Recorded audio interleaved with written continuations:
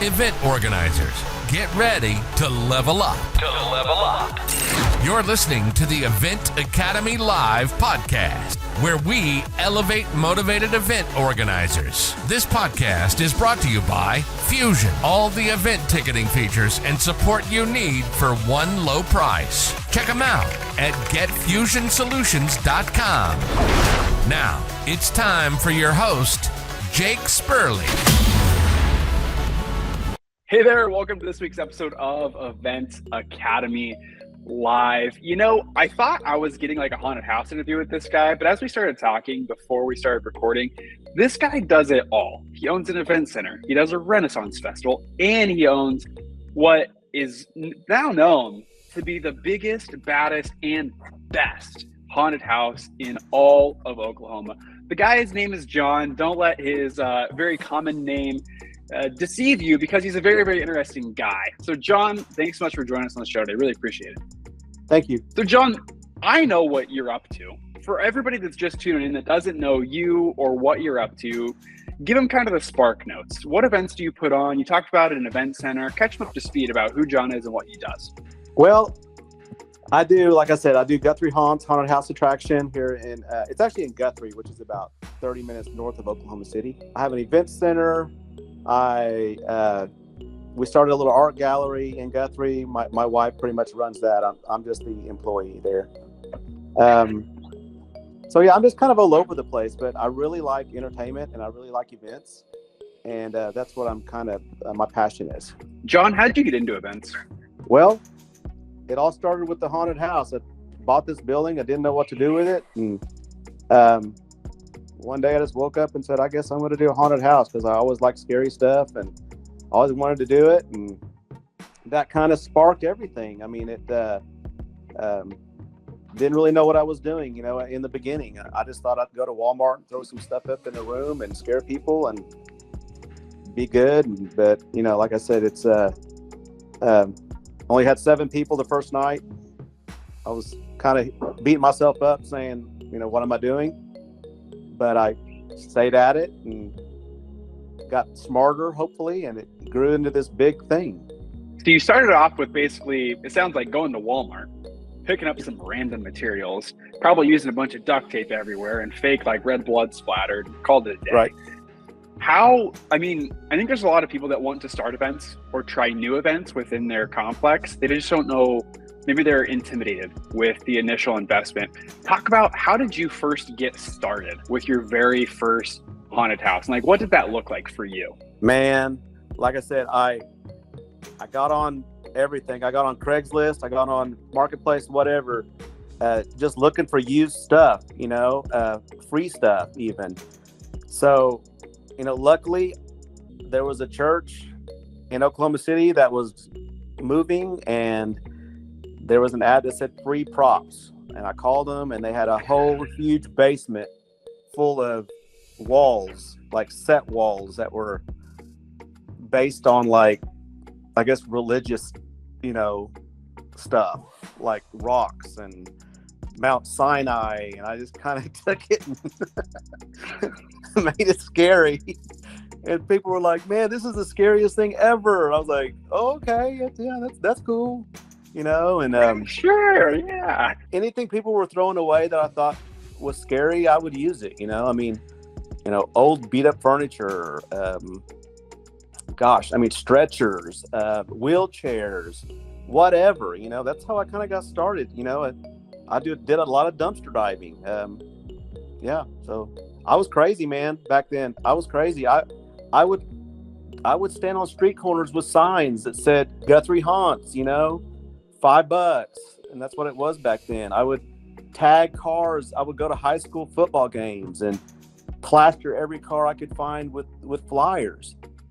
I think one time I even put a sign along on the interstate that's, you know, highly illegal. I don't recommend doing that, by the way. With my haunted house, you know, information on it. So yeah. You know what's funny? Crazy. What's funny about this is I just had another conversation with another haunted house owner, and his starting story was very similar to yours. Like, he just scrapped it all together, and he's like, I really want to do this. I'm passionate about it, and I'm gonna just figure out how to make it happen. And he did. And like you just mentioned, his first year wasn't a big success. You know, I think he might have broke even, made a couple grand, whatever. And but he's like, I'm passionate about this. I'm gonna keep giving this a go.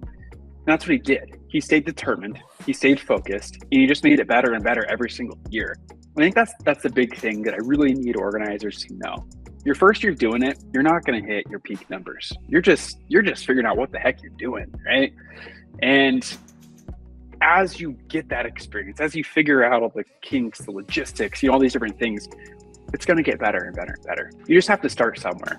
I mean, shoot, when I first launched, the ticketing company, our initial software, I was absolutely embarrassed by it. Completely embarrassed that somebody would even pay me money to use this thing. Oh, yeah. But guess what? Now we're to a point now where the thing's rock solid. We're working with awesome events, doing really creative, cool things. And like, it's something that I'm really proud of. And because now I'm able to finally have an impact after all the years of tweaking, adjusting, getting better, just putting yourself out there, hustling. You just got to start somewhere. So you started somewhere. Tell us where you're at today. What does your production look like now? And I guess tell us about the journey of how you got from going to Walmart and dumpster diving to being Oklahoma's premier haunted house attraction. Oh man, met some friends, that were kind of had the same interest. Second and third year, one's a real big tech nerd that likes to do technology stuff, and another guy, he's real big into construction, and I just kind of built a really good team. I think that's the key. You got to have a really good team. You got to have that one guy or two guys that kind of see your vision and aren't there to sabotage you, that you can kind of go on this journey with, And like I said, I've had the same two really good guys for 13, 14 years. A lot of research, I did a lot of research on what scares people, what works, finding really good makeup artists. Again, team. You got to have that team because you can't do it yourself. There is no way. So I think that's one of the biggest things that I hear is like, event organizers, naturally, we think that we can do it the best, which that's a natural feeling, right? What's shocking is we way too often overload ourselves with doing way too much. And I would rather pay somebody to do it 80% as good as I did, rather than me do it 100% and suck at everything else, or be super stressed out, not happy, not having fun, not having a good time. At the end of the day, if you're the one putting on the show, like, your consumers are going to feel that energy if you're always stressed, because your stress, your anxiety, whatever, comes down on your staff, on your employees, on your frontline people. That goes to the consumer. It's shocking. It does. You have to have that energy, man. You got to have, it's like going to a restaurant, like your restaurant. If you don't like your own hamburger, then somebody else is not going to like your hamburger. So I tell my staff, I said, look, I have to like, this haunted house has got to scare me. If it doesn't scare me, it's not going to scare that person. So I have to put out a good product, and I have to be the biggest, critic of it. I'm not going to put out crap. Absolutely. I mean, it's like, but you said it great. If you're not proud of your own product, why are you doing it? Why are you putting it out there? Why are you selling it? Why are you trying to get people's money for it? And I think too often we get caught up in like the, this is good enough, whatever. It doesn't really matter. We don't care about feedback. We're just going to keep doing whatever we're doing. Those people, I've had those people, and those people didn't last long with me. The ones that said, "Oh, it's good enough," they'll come back next year. No, you have to be better than the year before. And people expect change. They expect that bar to keep going up, time after time. And if you're just constantly the same thing year after year, it's like, what new experience are you invoking in them as a human? You're not. It's the same thing. They've already experienced it. Why do they need to come back? Yeah, you get bored. Sure, it could be, the same haunt, but different actors or whatever. But like, if it's the exact same experience every single time. Here's the thing. I'm a low budget haunt. Okay. I don't have a lot of money. There's haunts out there that have unlimited incomes. Okay. Unlimited budget. And these guys are basically doing it for money. And they lack creativity. They have a lot of money. They hire really good special effects people that come in. But like I said, I beat them every year because I research what scares people. I put my heart and soul into this thing. I have passion. I have excitement. And, it works. If you're doing it for the money, I don't know. I don't think it's going to be as good as somebody that's doing it, for the love. I mean, it's with any business, right? Like if you're doing it strictly for the money, you're not, eventually you're going to get burnt out, or the passion's just not going to shine through, right? Like you have to be really passionate about what you're doing first. The money's going to come second. You do a kick-ass job day in and day out, like the money will come. You just got to keep doing the right things over and over and over and over and over again. I'm really curious, John. You said you bring 20,000 people to this haunt. What's your marketing strategy? What is your freaking marketing strategy, man? Well, I kind of, like I said, I try to be low budget.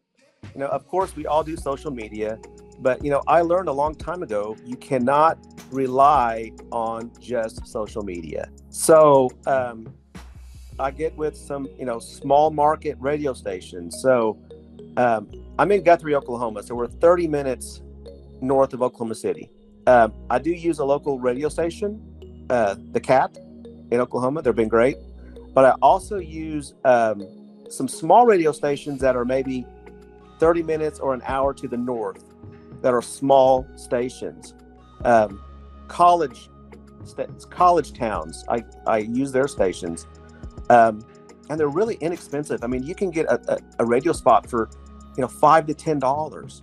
So you're looking at, 50 radio spots for, between $300 and $500. I do a lot of certain genre newspapers, I don't know. They're real inexpensive too. So I kind of use that. But yeah, I kind of try to look for other ways to advertise. Brilliant. And have you built an email list where you can then now email your list of customers every year, or have you not even explored doing email campaigns? I don't do anything with email. He hasn't even touched it. All right. You're going to hear it here, folks. This guy started with nothing, literally a sign on the side of the street, putting up illegal signs on the interstate and stickering everybody's car at a high school, to now he does social ads, some radio spots.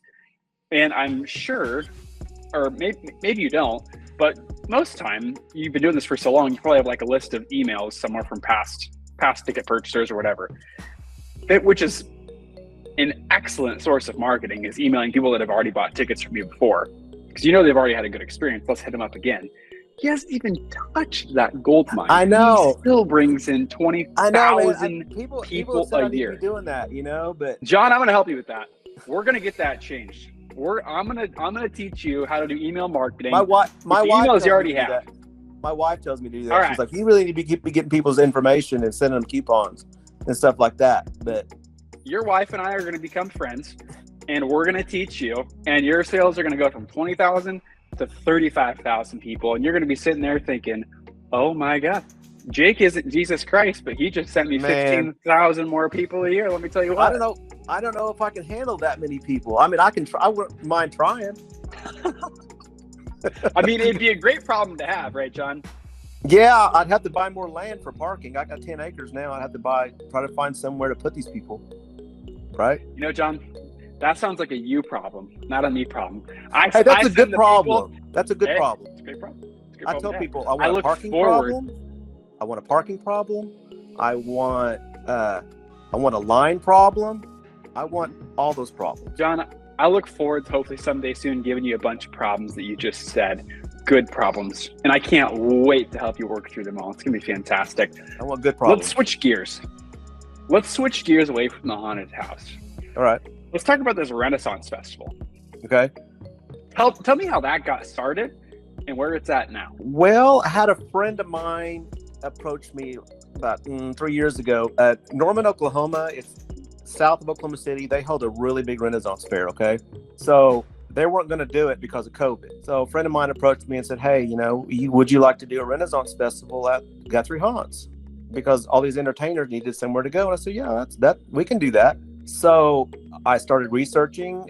People were contacting me, like archery people, jousting people, people with catapults, medieval fighting. And I'm like, look, how much space do you need? Oh, we just need 100 yards. And I'm like, that's a lot of space. So I immediately knew I didn't have enough space. So I went to the city of Guthrie and I said, hey, this is my problem. I need a big place to hold a Renaissance festival. And luckily they have an 80-acre plot in the city of Guthrie that they don't use very much. I said, hey, can I use the Cottonwood Flats? You know, that's got lots of parking. They said, yeah, sure, man, knock yourself out. So, you know, off and running, you know, marketing, haunted house style.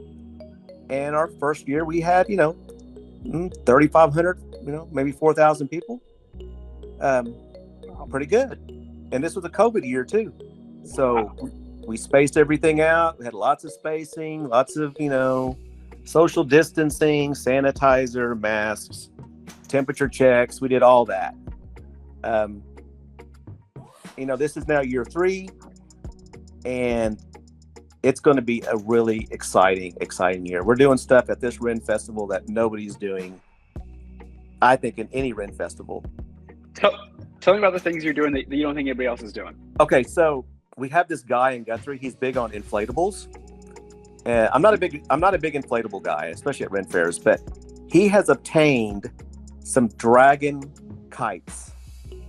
So we're doing a dragon slaying zoo, and these kites are like 120 feet long, and they go up in the air. They're not really inflatable. I don't know what they are. They're made out of like some kind of material, but these kites, they move like a dragon. They whip their tail like a dragon. So they actually experimented with one today in Guthrie, and my phone went berserk. People thought they saw Godzilla. They're like, oh my God, there's dragons flying over Guthrie. I'm like, oh no. And there's people, people went crazy. I thought they were going to call the police. But yeah, it's all over Facebook. So that was such a great, marketing, tool right there. But yeah, we're doing that. We have catapults or trebuchets. Ours is 24 feet tall, which is the largest catapult in Oklahoma. There's not any in Oklahoma that have a catapult. Maybe in other Renaissance festivals they are. We have some of my haunted house entertainment there. So we have sideshows, which are going to be medieval style sideshows. We have magic, which is going to be medieval magic. So yeah, I think we're going to be doing some different things. How's your insurance on both of these events? I almost forgot. Yeah. Guthrie Haunts is going to do a special area, and we call it Torture Town. We have the sword and the stone, so we have a working sword and the stone. Remember we talked about my technology nerd guy friend? Mm-hmm. He found a 5-foot tall plastic rock. He was able to put a sword in it, and he was able to remotely disengage the sword whenever he wants somebody to pull it out of the rock. So if you're unable to pull the sword out of the rock or the stone, your group that you come with gets to determine your torture. So we have a guillotine, we have stocks, we have a stretch rack, we have a head cage, spike chair, and you get to basically, let us torture you. John, do you just really like torturing people? I just have to ask. Man, we're haunted house people, so we have to scare people some. Yeah. That's absolutely hilarious. I've got to ask the question. Haunted houses are notoriously, not notoriously, but usually their insurance bills can be a little bit higher because a little risky, with all the contraptions or whatever. I would think with this big catapult, your insurance is pretty high too. Is insurance a problem for you guys? No, it's not. I'm going to tell you something. My haunted house is different because this haunted house of mine, we are an optional touch haunted house. Okay. So let's say, for instance, you come with a group of people and you want to be touched. We'll put you pay $5 upgrade and we give you a green glow necklace to wear. If you want to be touched with blood, we give you a red glow necklace to wear and a free t-shirt, which I'm wearing. Guthrie Haunts. Can you see it? A t-shirt. Yep, I can see it. So when your group comes, we know how to customize your group. So all the red necklaces will get blood thrown on this shirt. The green people will be touched. The green necklace people will be touched with no blood. No necklace, you're not touched at all. Wow. What do you think about that? And you're just, I think it's a great idea, but I'm surprised you do it all at one time. I mean, normally when I see this happen, it's like, hey, just Thursday nights we're doing this, touching the blood, all that. So you're just, wow. We can customize your experience. I love this. I love this topic. And this is what I love about this podcast is I learn something every show, right? And this is the stuff that I get excited about. I get excited about talking to people that actually care about their event and care about providing the best experience possible. I mean, John, you could probably easily offer one experience, no touch, whatever, here you go, going through a haunted house, and you could probably just pump in as many as you can. But you, on the other hand, you're like, you know what? Some people like to be touched. They want to be thrown up against a wall, a knife to their throat, whatever. And you're like, I have more. How can I give that? Right? Oh, what's the more? I have more. Okay, so during COVID, we had to figure out a way to not put people in queue line. So what we did was we basically fenced off about 2 acres in front of the haunt with some construction fencing. Anytime you come get a ticket at the ticket window, it's colored. It's either red, orange, yellow, green, blue, violet. Every 50 tickets, that color changes. So people are able to go out in the midway, which is the front of the haunt, have a drink, a beverage, watch the magic show, watch the fire spinners. We have human suspension out there. We have medieval combat. We have some medieval stuff there too.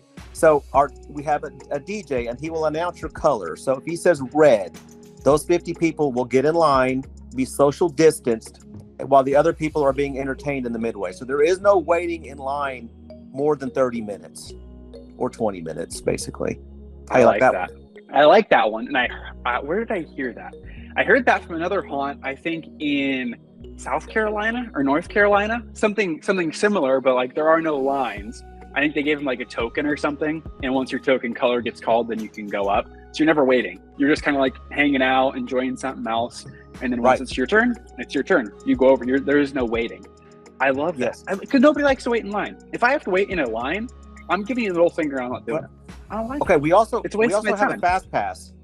So the fast pass is actually, we call it a freedom pass. So let's say we call your name or your color or your number, whatever, and you're watching our sideshow girl doing her thing. Well, hey, if you have that pass, you don't have to get in line until you're ready to get in line. So then we have a special line for those people that they can just go right in when they want. So it might be 5 minutes. So really, I love this haunted house. It's almost like a slow pass, because we would call somebody's color, and they're like, hey, I'm watching this. I'm not coming. I'm like, and then we had a problem. So I'm like, well, they can get the freedom pass, and then they can come when they want. Yeah. I just love, John, that you're giving these people all the options, right? Like, this isn't one size fits all. Let's truly understand our consumer here. Figure out what they like, what they enjoy, what they're willing to pay money for, what they find value in. Let's give them that, Because at the end of the day, you're not completely reinventing the wheel to accommodate to these different genres of people. You're just tweaking a little bit here, a little bit there, Oh, you got a red necklace, you get in blood. It's not that big of a change. It's not monumentally different. You're able to charge a little bit more. You're giving the consumer the exact experience that they're looking for, and everybody's happy. I mean, it truly doesn't have to be that hard. And really, this is what the show is all about. Educating people, educating organizers on different ways of thinking, different ways of doing their events, truly to just spark ideas, to make their events better, to give the consumers what they want. Right. I mean, John, are there any other tricks up your sleeve that you're holding from me that I think I need to know about? 'Cause the more questions I ask, the more you get deeper, and it's just gold mine coming out everywhere. Man, I don't know. We might do a season pass this year. That might be something we might do. So that's kind of the new thing, I guess. We'll see how that goes. So you can get scared every weekend in October, because why not? Well, We also do. We also open in September, the last weekend of September, and we do a half off weekend. So, instead of $20, it's $10, and it kind of lets our actors rehearse a little bit and kind of get warmed up. And a lot of people that can't afford to come will come on that September weekend because they know it's half price. That's awesome. That's something we've started. I love that too. Mm-hmm. John, I love all the things you're doing. As we wrap this thing, I feel like we could keep talking and talking, and I could uncover more and more stuff in your creative brain you have here.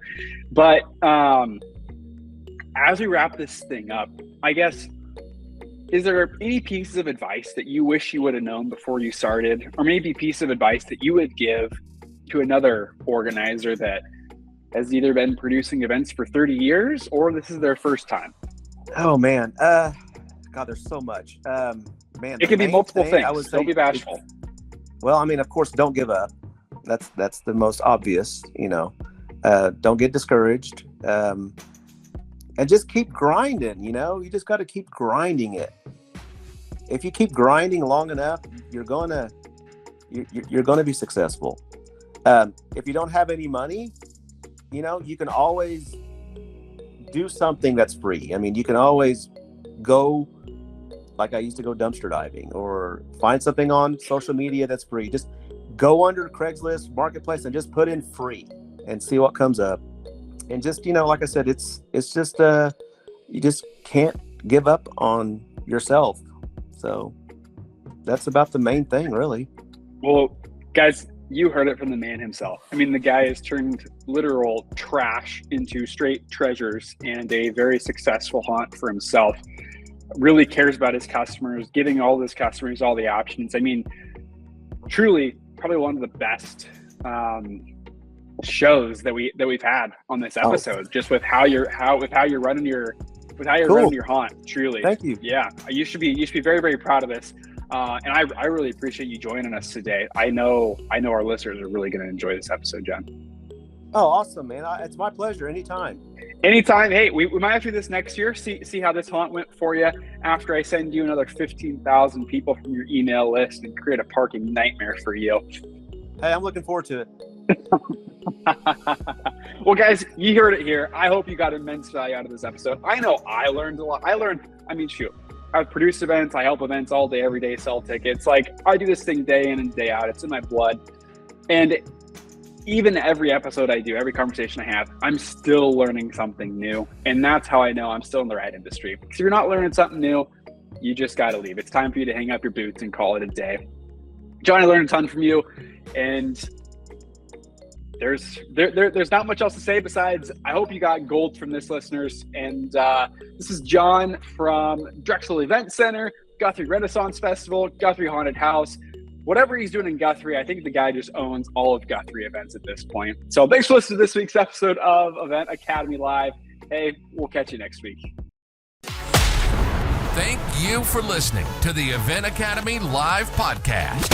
This show is powered by Fusion. Event solutions for the modern event organizer. Don't forget to like, rate, and review. We hope you enjoyed the show. Until next week, keep leveling up, fellow event organizers.